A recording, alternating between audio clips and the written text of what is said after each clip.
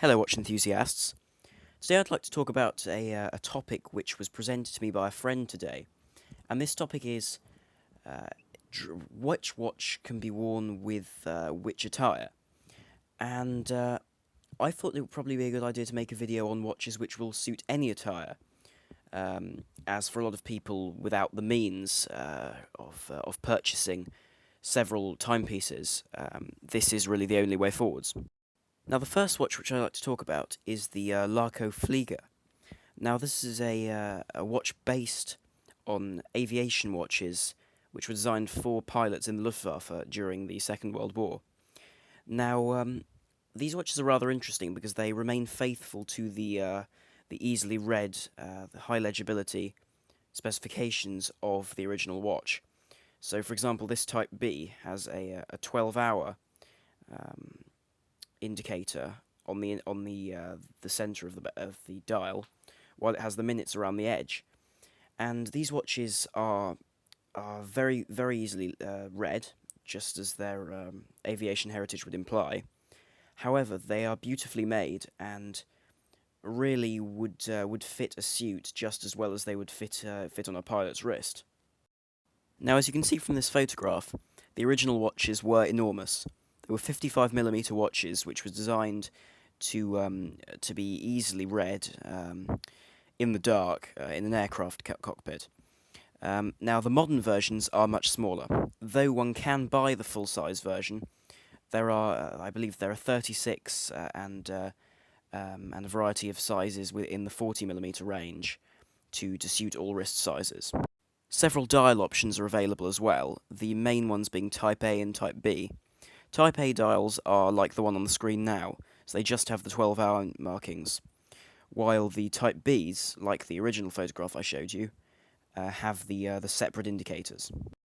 For a more stealthy look, these watches are also available in PVD-coated bodies and cases, and though I rather like this look, I don't find it particularly true to the originals, and with a watch which is so historically accurate, I'd rather stick to the original specification. In terms of pricing, these watches sit in a very wide bracket, so the least expensive watches in the range are around £250, with a quartz variant which is even less than that, and for the most historically accurate versions they can go up to £1,500 for the full-size versions with more complex movements. This next watch I particularly like. I think it's a watch with real character. This is, of course, the Nomos Club, and this is the least expensive watch in the Nomos range. So these watches start at £1,000 and move up to about £2,300 for the most elaborate automatic versions. As standard, these watches come with a manually wound in-house movement from Nomos, and no date. These watches do, however, come with a sub-dial for the seconds, which I think is a really nice touch for a watch in this price range. Now, these watches do, as I said, have in-house movements, which is incredibly rare to find on such a comparatively inexpensive watch at £1,000. So for the £1,000 version, you get a non-date manually wound version, and for the full 2200 you can get a slightly larger automatic version with a date.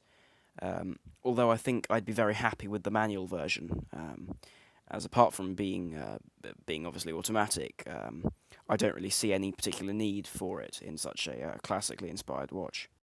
Other than being very elegant dress watches, these watches are water resistant to 100 meters, so though I wouldn't advise swimming with them, they will survive any sort of rain or moisture in the air, which is a nice thing to know with a watch of this type. Equally, the design of the case with those curved edges means that if you smack the watch against something, you'd be quite unlikely to crack the glass or damage the crystal in any way. Whereas other Nomos models have very exposed crystals, which, if you were rough with the watch, could result in a cracked crystal.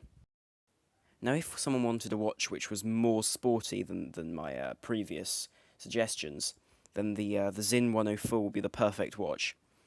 It has a Sleater SW220 in it, which is an easily serviced high-grade Swiss movement. It is actually an ETA 2836 clone, but I wouldn't hold that against it because those are very good movements too, albeit difficult to service now that Swatch refused to sell parts. Now this watch is water resistant to 200 meters, which makes it a proper sports watch, and it will be possible to swim with this watch. It also has a countdown bezel, which is a really nice feature.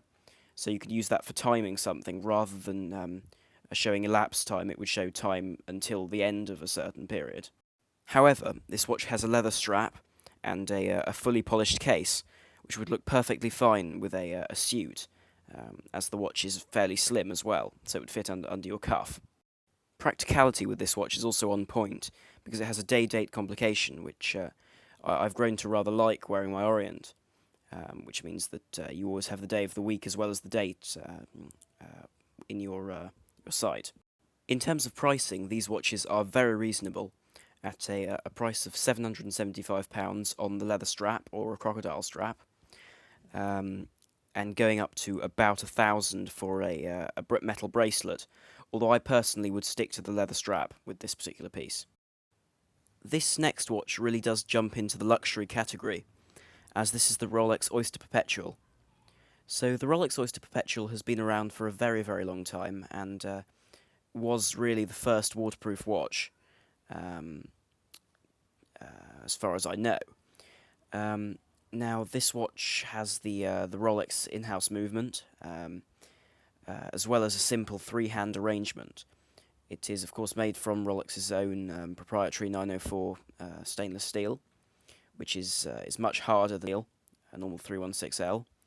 And of course, it does carry that resale value that all Rolexes have. They can be resold for nearly the same price as they were bought for, as long as one is careful to haggle in the shop.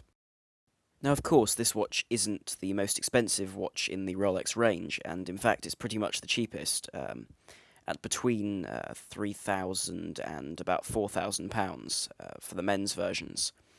However, I think this offers extremely good value for money, seeing as most Rolexes that people buy cost twice as much as that, and offer very similar features.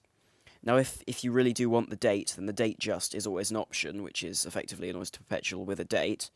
However, I don't think it's necessary, and this grey and blue dial is particularly attractive on these new models.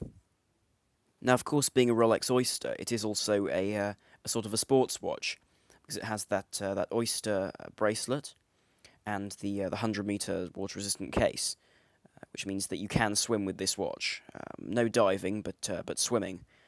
And the top of the lugs are also brushed, so that'll protect it from some scratches.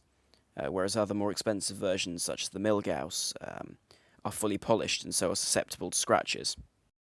Now, this final watch really is a watch for all occasions. It really does take the biscuit as the best watch if you're going to have to wear one piece. And this is the new Omega Seamaster 300. And this watch is timelessly elegant, based on some of the 60s and 70s pieces by Omega. It has a very nice ceramic bezel, as well as a very simple dial that will fit a suit due to its black and white, or black and sort of beige colouring. Now, this watch is, of course, a professional diving watch, so it is water resistant to 300 meters, which is a great advantage if one wants to work outdoors with this piece. It does also have a lovely bracelet with a very nice clasp, and a polished centre link, which does make this more of a dress dive watch than a hardcore, no-compromise version, if you will. My favourite version of this watch is the Spectre version, because it has that GMT bezel, which I think would be a really useful feature while wearing the watch. Because few people are going to use it for diving, but more people are going to use it travelling. So you can move the bezel and set another time zone to not have to adjust the hands. It does also have a very nice lollipop second hand, which I think gives a very classic vibe.